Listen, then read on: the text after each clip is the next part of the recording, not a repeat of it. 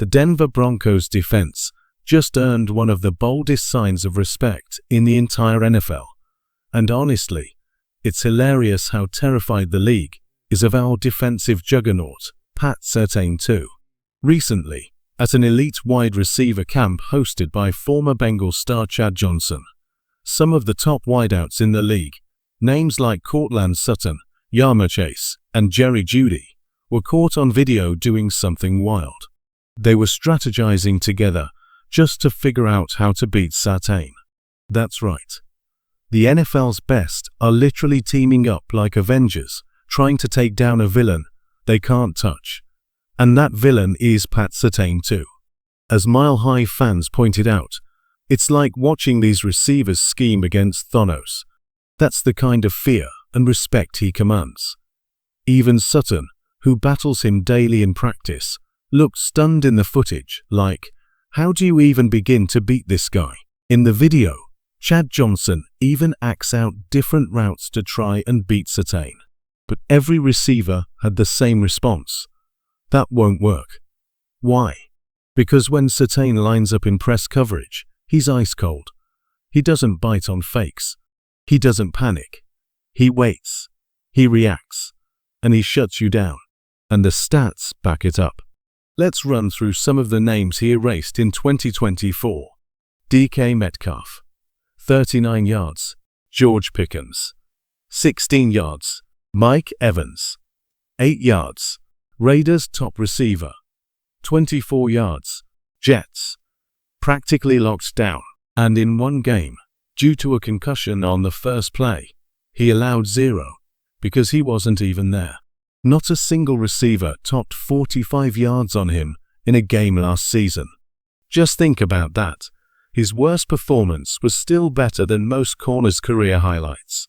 And that was against elite duos like Yama Chase and T. Higgins. Now imagine what happens this year with a healthy Riley Moss, Jaquan McMillian, and Baron Browning rounding out this defense. If the best wideouts in football can't figure out how to beat Pat Surtain in the offseason, what chance do they have when it really counts? Last year's draft had a lot of hype, especially around Travis Hunter. But let's not forget who may end up being the best corner, not named Hunter, in that entire class. Denver's secondary is becoming a nightmare matchup for opposing offenses. This defense is going to be brutal to score against in 2025. But for this team to take the leap, it all comes down to one man, Bo Nix. And make no mistake, the football world is finally starting to wake up to what we've got in him. None other than Robert Griffin III, a former Pro Bowl quarterback, watched all of Bo Nix's film and called him the most underrated quarterback in football. That's coming from a guy who has every reason to hype up his own former team, but instead, he chose to spotlight Denver's future. Let's talk numbers. Bo Nix threw more touchdowns than Patrick Mahomes last season. Only 6 quarterbacks in the country had more. And here's the wild part. He did it without the 2 things a young QB usually relies on. No dominant running game. No elite tight end. Still, he delivered. Still, he led. That's a baller. The national media is starting to take notice, and Broncos country is already buzzing. And with training camp right around the corner, it's all starting to feel real. The rookies report July 16th. The veterans follow a week later. The wait is almost over. And this time, fans will be watching from brand new bleachers as the team breaks in their state-of-the-art training facility. It's a new chapter. A new era. But while camp draws near, a few questions remain. Will we see second-round pick R.J. Harvey signed soon? He's one of several top rookies still unsigned across the league. But the real pressure, that's on the Broncos' front office to lock up Jonathan Barron, the final first-round pick still waiting on his rookie deal, other than Schumer Stewart, who may not ink his deal anytime soon. Then there's the future of key players like Nick Bonito, Zach Allen, and Courtland Sutton. Will contract extensions be worked out before the season kicks off? These are core pieces, and time is ticking. And while training camp excitement builds, there's one more major win for Broncos fans.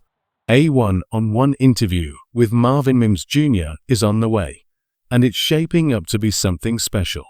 His insight, his film breakdowns, his mindset, it all reflects a young star on the rise. This team is getting ready for something big, and soon, the rest of the NFL won't be able to ignore it. A special feature is coming, and it's one that every Broncos fan needs to see. An exclusive, in-depth interview with Marvin Mims Jr. is set to drop this Sunday. And let's be clear, Mims is more than just a rising star on the field. The guy is pure class. Confident, insightful, and clearly ready to explode in year 2. Originally meant to be a quick chat, the conversation turned into a full 30-minute deep dive into his mindset, his favorite routes, and what it's really like to play wide receiver in today's NFL. And if you're looking for a reason to believe this offense is about to turn a corner, Mims gives you plenty. One of the standout moments. We asked him this scenario. It's Christmas Day in Kansas City. The stadium is deafening. Sean Payton can't get the play call through Bo Nix's headset. So Bo looks at you and says, "Run whatever you want. What's your go-to route?" And Mims didn't hesitate. He wants the deep shot. Every time. He referenced a moment from last season. A broken play, quarterback scrambling, pocket collapsing. And then boom, the ball is in the air.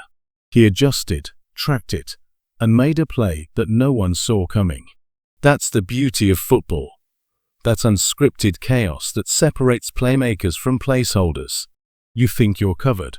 Then you look up, and the ball is already flying. That's Marvin Mims. That's Bo Nix. And that's the kind of connection this offense is quietly building behind the scenes. Football is back this Wednesday. And Broncos country, there's real hope on the horizon.